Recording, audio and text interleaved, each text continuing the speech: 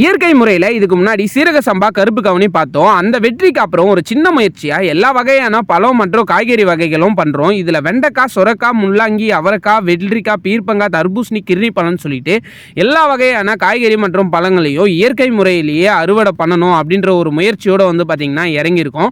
இந்த முயற்சி வெற்றி அடையணும் அப்படின்னு சொல்லிட்டு என்னோட சேர்ந்து நீங்களும் பார்த்திங்கன்னா வேண்டிக்கோங்க நண்பா. உடல் ஆரோக்கியமாகவும் எந்த நோய் நொடியும் இல்லாமல் பழையபடி நம்ம நல்லா வாழணும்னா கண்டிப்பாக பார்த்திங்கன்னா அழிஞ்சிட்டு வர விவசாயத்தை கையில் எடுத்து இயற்கை முறையில் பண்ணால் மட்டுமே பார்த்திங்கன்னா முடியும். இதை தனியாக எங்களால் வெற்றி பெற முடியாது. உங்களோட ஆதரவு எங்களுக்கு எப்போ இருந்தால் மட்டுமே எங்களால் வெற்றி பெற முடியும். இன்னொரு விஷயம் என்னென்னா, இந்த செடிக்கு இயற்கையான பூச்சிக்கொல்லி மருந்து எப்படி தயார் பண்ணுறோம் அப்படின்றத அடுத்தடுத்த ஷாட்டில் பார்த்திங்கன்னா பார்ப்பீங்க. கூட விதை நூந்துறாரு இல்லையா, இவரோட பேர் பார்த்திங்கன்னா அஜய். இவர் கம்பெனி வேலைக்கும் போயிட்டு எங்களுக்கும் பார்த்திங்கன்னா ரொம்பவே உதவி பண்ணிட்டு இருக்காரு.